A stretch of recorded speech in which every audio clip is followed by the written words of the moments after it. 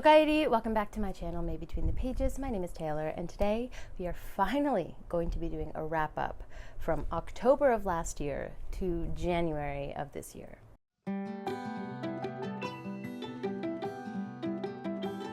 I recently released my February TBR, and I said in that video that I haven't been doing TBR videos, like monthly TBR videos, as I usually would, just because it didn't really match my life at the time. And that is very much the case also for wrap-ups, because once I got out of that structure, it was kind of hard to remember to sit down and tell you guys what I was reading and what I thought about it.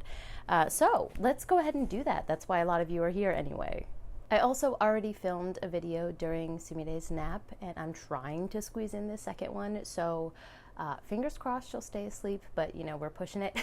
So if I have to, you know, leave and come back and the background's a little bit different or I'm a little bit different, apologies in advance, but you know, we're working with what we got and we'll get it done. You guys will hear what I think about these books. I'm gonna make it happen. So let's start with October of 2023.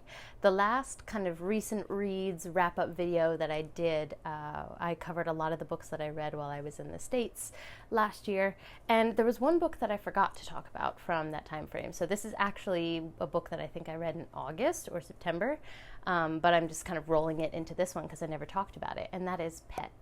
I'd wanted to read Pet for ages. I heard so many people talk about it, so many people adore it, say the writing was beautiful. But even though I heard it going around and a lot of people talking about it, I didn't really know what it was about, except that it's set in a utopian world, or supposed utopian world, where all of the monsters have disappeared.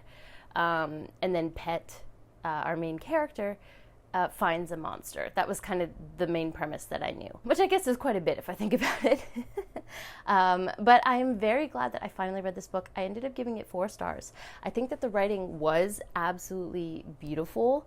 I can see why people always talk about the writing in this book, because it definitely struck me at different points. Emezi has a way of explaining the unexplainable and putting it on the page in a very beautiful manner. I also loved the world building setup here, and the idea of this main monster that we get to know was fascinating. I loved the way that that world building was done, and the finale of the book I thought was phenomenal. Although ironically, that finale felt a little incongruous with the rest of the story, because my understanding was this book was written for younger readers, and most of the book does read that way. Our main character reads as very young, as they should, but the ending suddenly seemed to take a leap in just like violence and veracity to me, where I was like, this is really incongruous with the age range that I thought I was reading for, or, you know, this book was aiming for. So that kind of threw me off a little bit. And then also, I'm not sure if this is because it was written for younger audiences and this was a particular choice by the author, but the themes were very just in your face. There was no subtlety to them. There was no, this is food for thought by the author. It was just very clearly put on the page what the author wanted us to feel. And I do think for younger readers that is more necessary, so I was much more willing to forgive that. And it's not even that I disagreed with a lot of the themes. I agreed with them, a lot of them actually. It just felt a bit too in your face, and took some of the enjoyment out of the book for me. It felt like I wasn't able to come to those conclusions on my own. It was kind of spoon-fed to me. So for that aspect, I ended up taking off a star, but I can see why this is a lot of people's favorites. And I do want to read Bitter, which is about the mom of Pet. So very interested in that eventually. I can hear Sumire starting to wake up, so let's see if I can get one more book in. If she'll let me, I don't know. Nope, she is letting me know that she's ready to get up. So I'm gonna go get her, and then when Hayato comes back from work, hopefully he can take her and I will sit down and finish this video for you guys. All right, it is now quite a few hours later. I don't think the frame changed too much. Sumire, so far, or at least right now, seems to be content to like play by herself in the corner. So if you hear her, you know, knocking some blocks together or whatever, you have to deal with that. As long as she's fine kind of playing by herself, I wanted to at least film a little bit more of this video because I have a lot of books to talk about. So Let's see if we can get a couple done. So the next book I read after Pet was Lord and King. This is the third book in the Drowned Kingdom saga by P.L. Stewart. This series is told from a very flawed first-person perspective. So by the time we reach the third book, which Lord and King is, we know this first-person perspective, Othran, really, really well, for better or for worse. He is quick to anger, but he's also quick to kindness. He, at the beginning of this series, has a lot of growth that he needs to undergo. And some things he makes progress in, and other things he doesn't. But I know that Stewart wanted to specifically write from such a flawed perspective. It challenges the reader in a really interesting way. And since it is a first-person perspective, on top of that, that kind of intimate knowledge of the character that we have, we also see the political scheming and machinations of this world only through his point of view. So there are many times where you see something coming and you're like, oh, dear God, Othran, please just look to your right. Look to your right, look to your left, and see that these things are coming for you. But because he can't see all, and he's very one-track minded, he misses a lot of stuff. And it's a really, really skilled way to work with a one-person perspective, or first-person perspective. So that part of the book really ramps up in the third book, along with the political machinations. We get a new queen introduced in this book, and she adds a lot of different threads and questions to the series that we didn't necessarily have before. And her presence also expands the world to a completely different continent. I can't say pretty much anything about the plot of this series because it's the third installment, and giving away who lives, who dies, just saying names of characters can be a spoiler. But I will say that Stewart has done a great job of not dropping threads that he, placed in the first book, and each installment ramps up the stakes higher and higher and higher. I've also already read the fourth book, Alliance Pride, because PL reached out to me and asked me to be an advanced reader, which I'm just so honored to do. But I can say with this book and Alliance Pride that this series continually ups the stakes with each installment. One final note as well is the prose is very lush. I find myself having to look up words all the time when I read this series. And it's actually a really refreshing experience. I like when books challenge me like that. So just know that as well going into the series. It's very lush prose, and there's lots of SAT words in here. The next 4 books are all from the same author, P. Djeli Clark, and 3 of those 4 were rereads. One of them being The Haunting of Tramcar 015. I don't have the other 2, The Angel of Khan el-Khalili and Dead Djinn in Cairo. I don't have those physically because they're not available physically, which kind of breaks my heart. I really want them in this cute novella format. But those 3 were part of a reread that I did in preparation for the page-chewing interview we had with Clark. And the first time I read these, I loved them, and the second time around is absolutely no different. All of them were 5 stars. Clark's ability to just get a sense of place in such a short page count is just unmatched. He is a master of short fiction. 2 of these are novellas, and then The Angel of Khan el-Khalili is a short story, and all of them take place in the Dead Djinn world, where the one big novel thus far is A Master of Djinn. That's probably the most popular from that world. Thus far, I have read everything released in that world, and I plan to continue to do so because I am just so enraptured by the place that he has created. Clark likes to play with alternative histories, so this takes place in a Cairo that has Jinn, who have crossed over from their world of magic and helped Cairo to defend itself against colonialism. So the people of Cairo live in tandem with Jinn and other magical beings, and there's a ministry, a Ministry of Alchemy, Enchantments, and Supernatural Entities that helps to allow them all to live together. And another really interesting aspect of this is Cairo is one of the powers, the great powers in the world, because they were never colonized. So all of these interesting plot threads are brought together into one tiny, packed, complete package. The Haunting of Tramcar 015 is exactly what it says. There's a tramcar that's being haunted, and 2 of the detectives from said Ministry of Alchemy have to go and figure out what's going on. Then A Dead Djinn in Cairo has a similar premise, but there is a dead djinn that is the inciting incident. And we are introduced to the main character from A Master of Jinn in that book. So I would recommend reading that first and then going on to Master of Jinn. And then The Angel of Khan el-Khalili is one of my favorites, I think, actually, of his work in this world. It's available for free on Tor.com, and you can just sit down and read it in one sitting. But it follows a young girl who is seeking out something called an angel in this world, basically giant mechas that are imbued with something. No one really knows what it is, but they call themselves angels. And she seeks out one of these angels at the night market to help her out with something. So those three were the rereads, and then I read a new book by Clarke, which is The Black God's Drums. I originally consumed this via audiobook, but I bought it immediately after because it's available in that cute little novella form that I love. This is the first book of Clarke's that is outside of the Dead Djinn world that I've read. And this had lower reviews of his other works, so I kind of went in with lower expectations, but I didn't need to do that whatsoever. His skills are very much still on display here. The sense of place, as I mentioned earlier, the world building, not a page wasted, not a word led astray. Everything is here for a reason. This is also an alternative history New Orleans, so he gives you this new setting to sink your teeth in, but then he also gives you these little hints of what the world might be looking like the butterfly effect. You know, if this action happened, then maybe this would be happening elsewhere in the world. And he does a very good job of, dropping those little hints, and you can do the mental exercise of letting your brain kind of explore that a little more. And that expands his world without him having to put those actual places on the page, if that makes sense. So his skill is just, it's very much present here. So you have this setting, and then our main character is Creeper, who is a young, I think 13-year-old girl who's like a street rat, and she overhears a secret. And she decides, hell or high water, that she's getting out of New Orleans. She does not want to be a street rat there anymore. So she takes this secret that she's overheard and blackmails a captain of an airship to try to get out.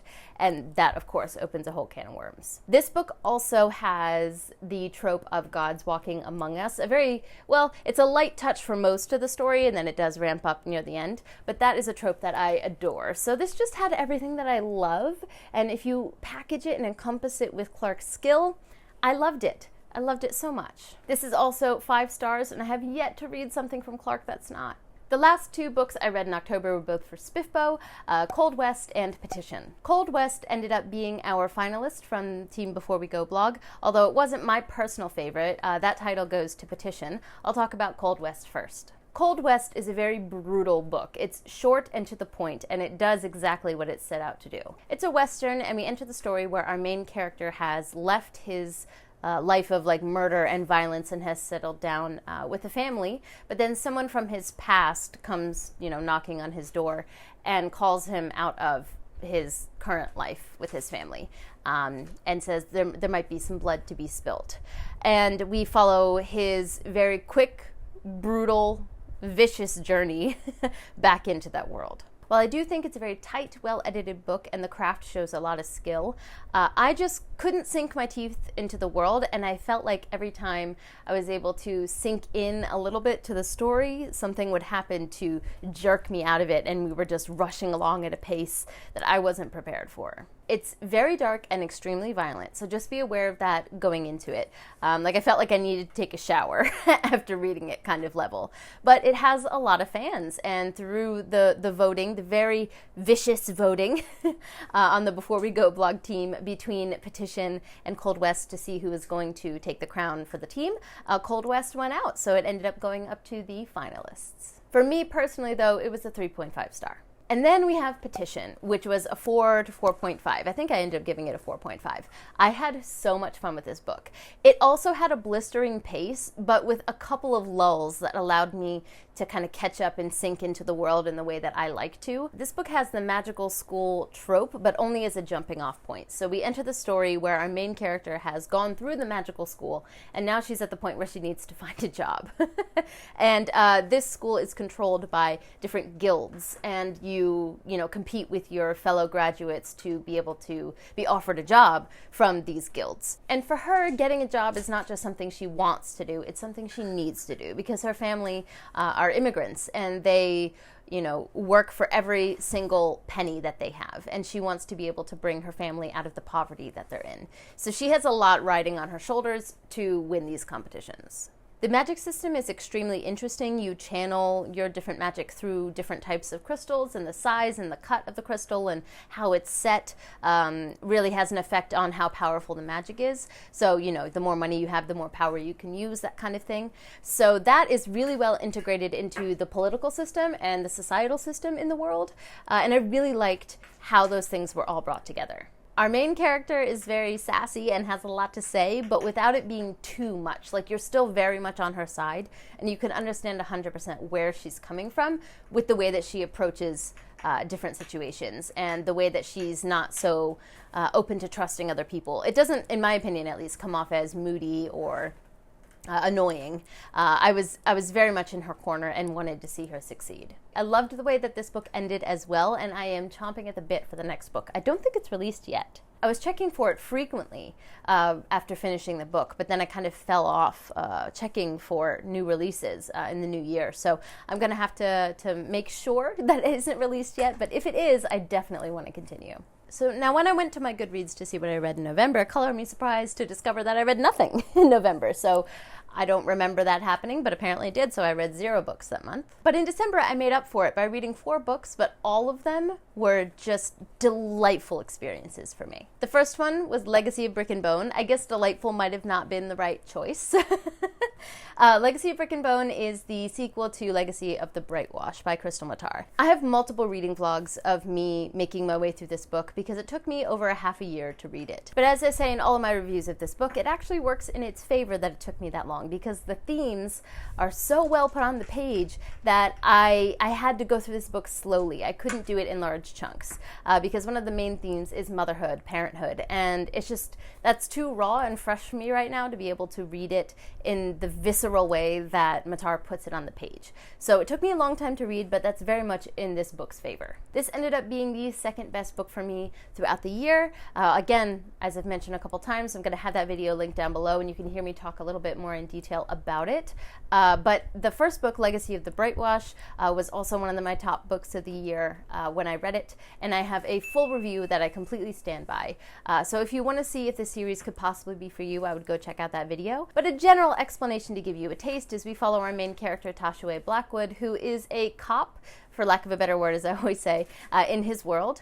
And he's in charge of keeping the tainted or the talented, whoever you talk to, in their place, which are people who show magic, who show signs of magic. And the government in this world has a very tight leash on these people and basically puts them in indentured servitude in order to keep society moving the way that they would like. So the trams and lots of other daily conveniences are powered by the talented, and people don't really think too much about it. Then one day, a little girl washes up dead on the shore with her arms and her legs cut off, and Tashawe needs to figure out what happened to this girl. He feels a burning need to do so. And when he starts kind of digging to try to figure that out, he starts to uncover some things that maybe he's not so happy about the way that his society is structured. Again, go and check the review if you want to find out more, but I highly, highly recommend the Tainted Dominion series. The next book I read was The Cat Who Saved Books. I needed something light and quick after finishing Brick and Bone, and this is exactly what the doctor ordered. We follow our main character, Rintaro, who is left caring for his grandfather's bookshop after his grandfather passes.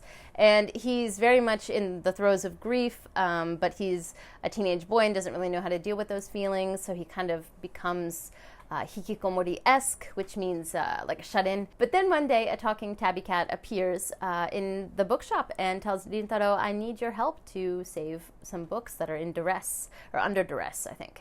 I think I meant to say in distress, under duress, whatever. That need their help. So they start going off on these adventures. There's a lot of whimsy in here. It's very much one of those books that's written for people who love books, and you can tell that Natsukawa is one of those people as well, because some of the things that he talks about in here, only a book lover would say. I ended up giving this 4 stars because while I had a fantastic time with it and it was a great change of pace from Brick and Bone, there were a couple moments where I felt like Natsukawa was really looking down on more modern literature or specific genres. he seemed to really be saying that there wasn't any merit in those genres, and I disagree with that strongly. There are different levels of literature. Like, I don't think the Lux series is on the same level as like a Bronte novel, but that doesn't mean that there isn't any merit in the Lux series, and I thoroughly enjoyed myself when I read through that. So I just didn't like the way that he was talking about some different genres, but outside of that, this was a delightful, really fun read, and it had a lot of whimsy to it. The next book I'm going to talk about very briefly because it is a Spiffbo 9 book, but it's from the finalists. And Before We Go blog has not released our reviews for this book. But I have already talked about it on my channel and the fact that I enjoyed it. So I don't think that's anything new to say here. I'm just not going to go too in depth. But not reflecting on what the final result may possibly be from Before We Go blog once we put all of our reviews together. For me personally, Murder at Spindle Manor was so much fun. Our main character is a monster hunter, and she has tracked this monster to an inn where I think there's like 10 people staying. And she knows that the monster is one of these people in disguise, and she plans to murder it. So it's basically a locked room mystery, but what made it stand out more to me was the world building. She really did a great job of expanding the world beyond just that inn and bringing in little tidbits of what the magic system is like or the political systems are like in that world to make me want to read more. And I do know that the second book in the series is out, and I definitely plan to read it. So I thoroughly enjoyed this read. I'm not going to give it a star rating just yet. Again, I'm going to wait until the Before We Go blog thoughts come out, but I couldn't really help myself talking about this at least a little bit. And then the last one for 2023 is going to be a surprise to no one because this was my top book of the year last year, and that is The Ninth Reign by Jen Williams. I went on for quite some time, almost 10 minutes, about this book in my Best Books of 2023 video. So I will, again, direct you to that, just so that people who watch my videos regularly aren't subjected to me talking to about this book, like, again, for that long. But I'll just say this series was the best, the most pleasant surprise. I went into this book expecting nothing, and I got everything from it. It gave me that much needed, that much sought after feeling of needing to be in this world. When I wasn't reading, I desperately wanted to be. And as someone who reads as much as I do, or as much as a lot of us do, that feeling is actually quite rare, and it's really precious when you find it. I don't hear nearly enough people talking about this book, so I'll be screaming about it from here on out. But just a tiny little tidbit to give you an idea of what this book is about is we follow 3 main points of view. One is from a society that has fallen from grace. They used to be the strongest race in this world, but then their god died. And with the death of their god, they lost all of their power in this world. So we follow a perspective from there.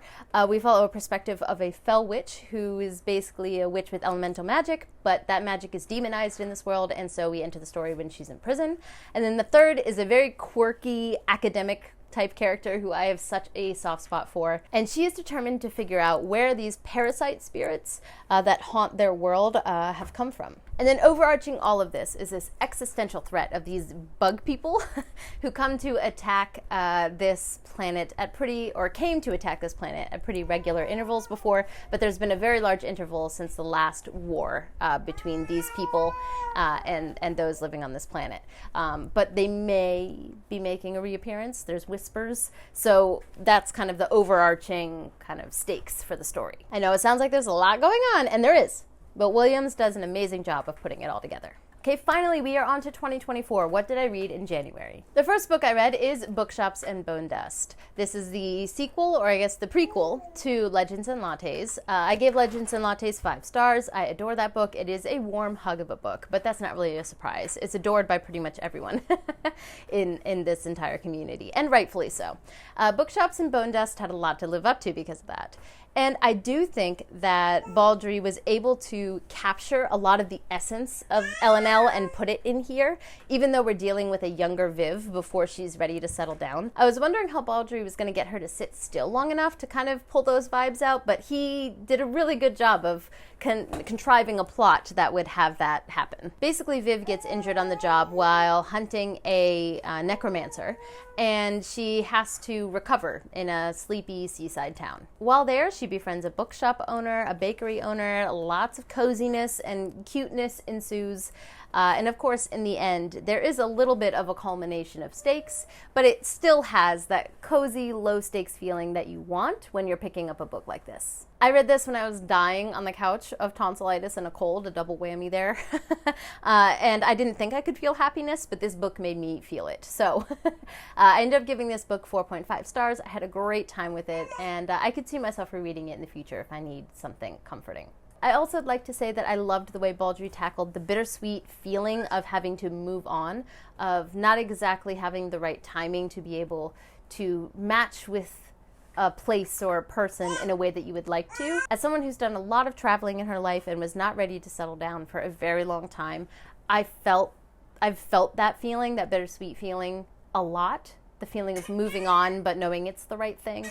And I think Baldry did a really good job of getting that on the page.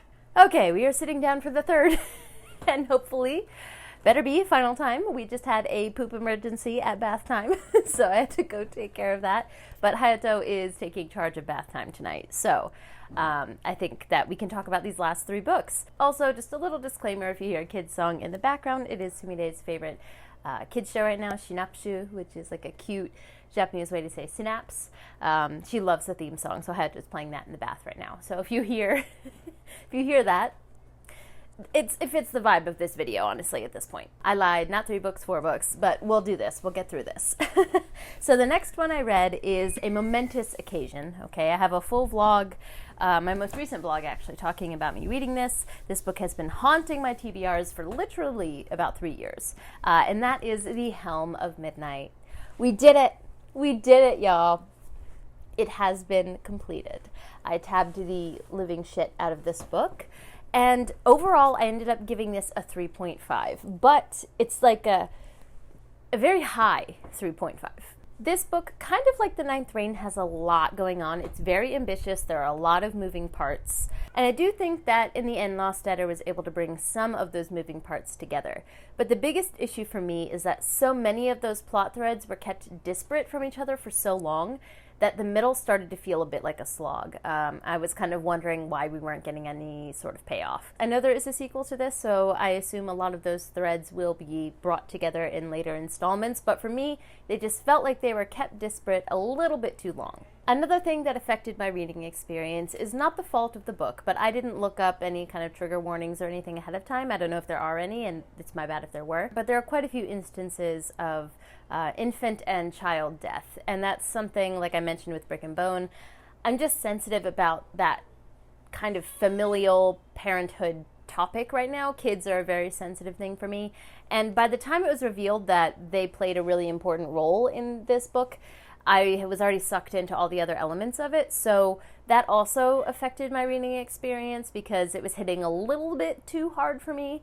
But I think if that's not like a trigger point for you, it won't be, an issue in this book. In this world, there are things called death masks, where a person's essence and their skill set can be put into a mask and be held for posterity. And then people can later put the mask on and learn that set of skills that the person was good at. So, for example, if there was like a ninja, they could make a death mask, and then the person who's wearing the mask would be able to learn those physical skills of a ninja by wearing it. But the other aspect of this is that there is an echo of the person's personality. So some people with very strong personalities or echoes are very hard to wrestle with and to control.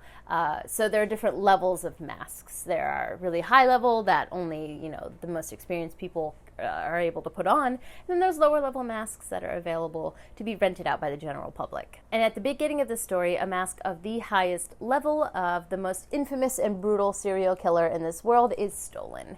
And our main character is a cop or a regulator in this world who has to try to figure out who stole it. So this has a whodunit aspect to it, which was an intriguing part of the plot, but the thing for me that really pulled me in was the expansive and really ambitious world building. Not only do we have these masks, there are also gems that can be imbued with a certain emotion, so that when you wear these gems, it affects your emotions, gives you more courage, gives you more happiness, gives you more despair, which is a really interesting part of this world.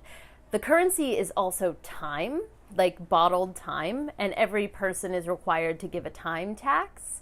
and then time is shared communally among everyone, and then that is in turn tied to the gods. There are 5 gods in this world, one of them being time, and the sharing of time is kind of showing reverence to that god. And then the lore of this world is that those 5 gods have created a safe bubble in which humans can all live safely. But outside of this bubble are like monsters that will destroy humans. So it's all very intricately woven together and all connects, and I loved that about this book. Also, we don't just get the point of view of that regulator, we get the point of view of said serial killer as well, and his slow descent into madness. And it's dark, okay? It's a lot. It's a lot. But it was a very intriguing point of view to follow. This book also plays with a non-linear timeline through those 2 points of view, and I really enjoyed that too. So basically, there were a lot of aspects of this book that I really liked, but I didn't think that they were brought together in a satisfying enough way by the end of this book. But I do want to continue with the series because I really like what was set up here. And I'm just so happy I did it. I finally read it. Thank you, Sarah, by the way, from the Only Good Book Club for sending this to me 3 years ago. I finally read it. I'm actually planning to do like a celebratory We Did It AMA type of live. So I'll let you guys know when I'm thinking of doing that, but I would love to have you guys join me to celebrate this momentous occasion. The next thing I read is a new all-time favorite, which is not a surprise because it's by one of my favorite authors of all time, Ken Liu. His short story, The Passing of the Dragon, is available for free on Tor.com. I wanted something just kind of quick, after a book that hit me, as hard as The Helm of Midnight did. So I decided I would just kind of sit down and give this a read. Little did I know that this short story would have me bawling my eyes out at the end. It completely changed the trajectory of my day, and I think it's going to stick with me forever. It's definitely a one-sitting length story, and I highly recommend you just read it over, your coffee in the morning. Liu just has a gift for capturing the unexplainable on page. Somehow he's able to put the words on paper to feelings that I can't even fully articulate to myself. The writing is gorgeous and purposeful and really left me feeling seen and understood. I think it's best to go in blind because I think that's how the story will have the most impact, but I'll just leave you with the line from my review that really sums up my feelings, which is to savor the echoes of the passing of your dragon and let that inform how you walk through the world.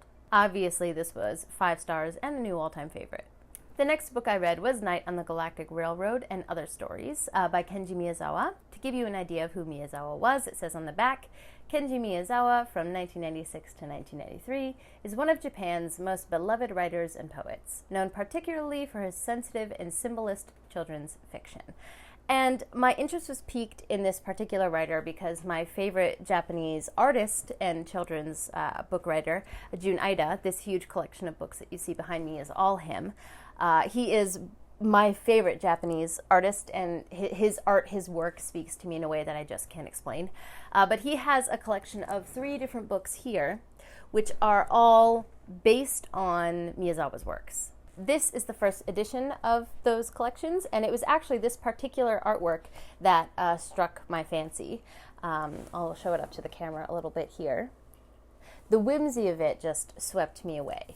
And basically, there's an excerpt from one of Miyazawa's stories or poems, and then an artistic rendition, inspired by that particular quote by Jun Aida.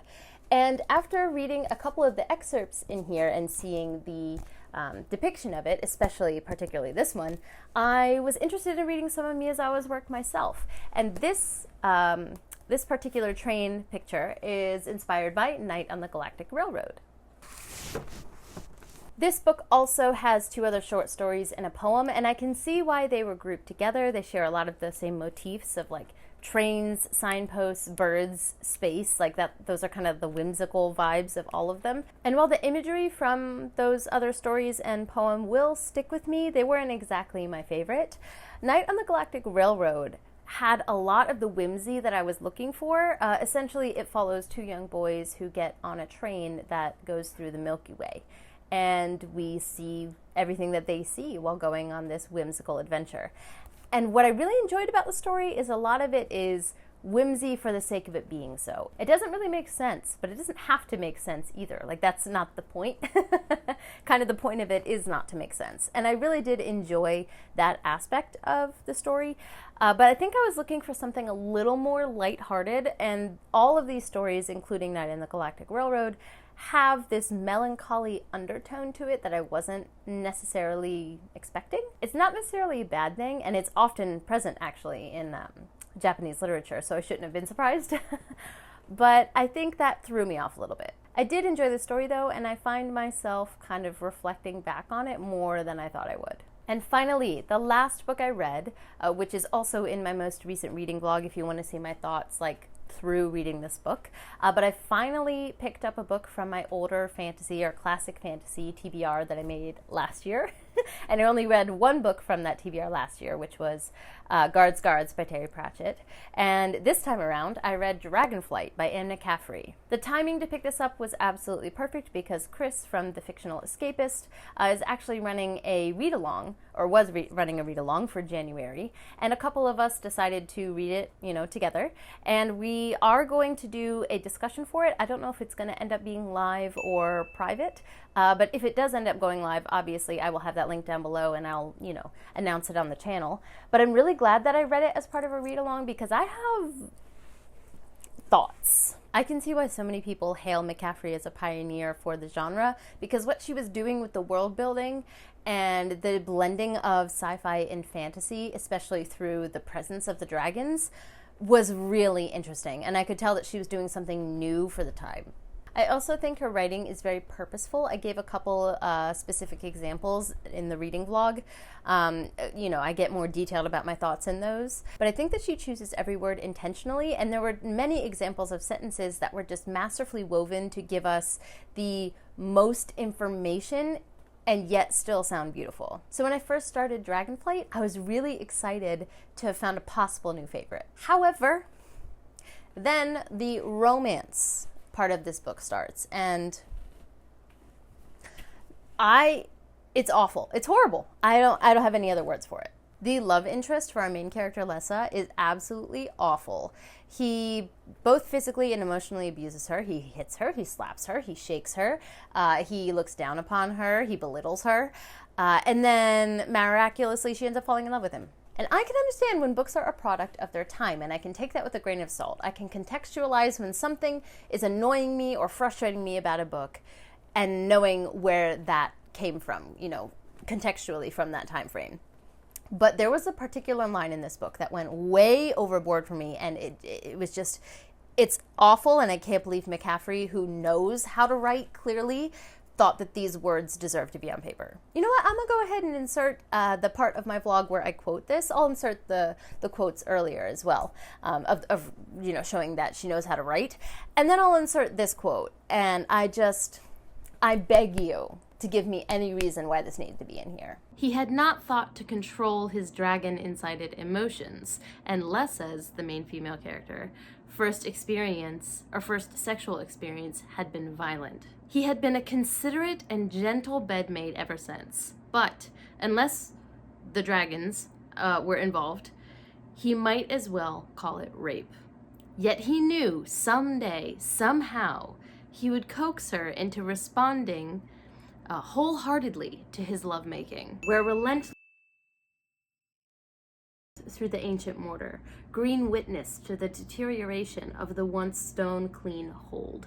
Again, beautifully put, but there's so much information here. The fact that the stone-clean hold makes it clear that it was supposed to not have grass there, in a more significant way than the forest taking back something that was abandoned. It seems to be an invasion of sorts, the way that it's worded here, using the word deterioration. She's so good at choosing words, which is why I'm so confused as to why she would put shit like what I read earlier in this book, because clearly you know how words work. Choose them a bit more carefully. Just absolutely disgusting. Completely endorsing and normalizing marital rape. I have no words. And then after that, suddenly, but see, it's confusing because there are certain points near the very end of this where the love interest suddenly seems to respect her, or be well, she was able to do this, therefore she's able to do this, and I should let her, make her own choices. I think McCaffrey wanted to put some kind of redemption arc in there, but there is no coming back.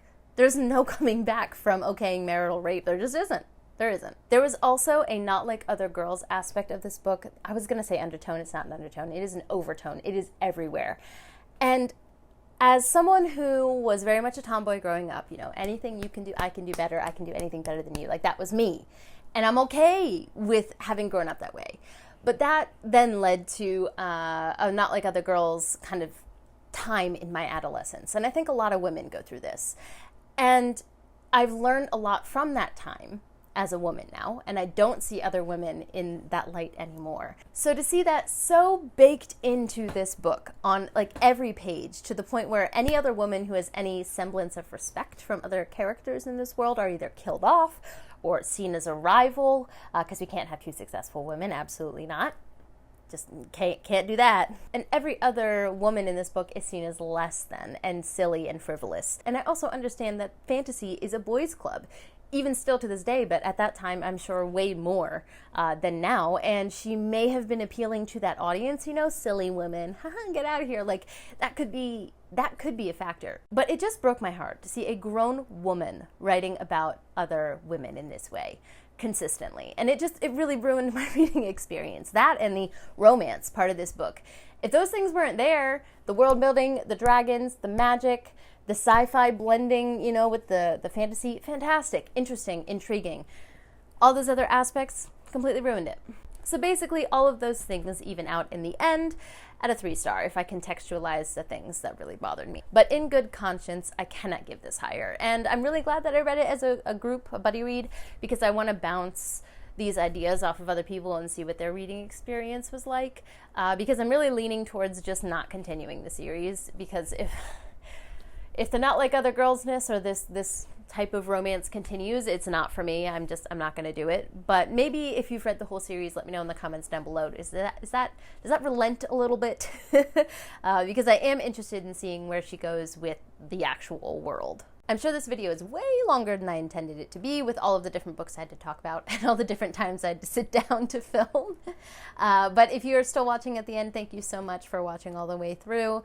Let me know in the comments down below if you read any of these yourself, if you have any comments, you know, about how I feel about them, if you agree, disagree. I'm always open to discussion. Don't forget to like, subscribe, and click that bell. I'd love to have you as part of this community, and I appreciate it. But for now, I'm gonna head out. Johnny!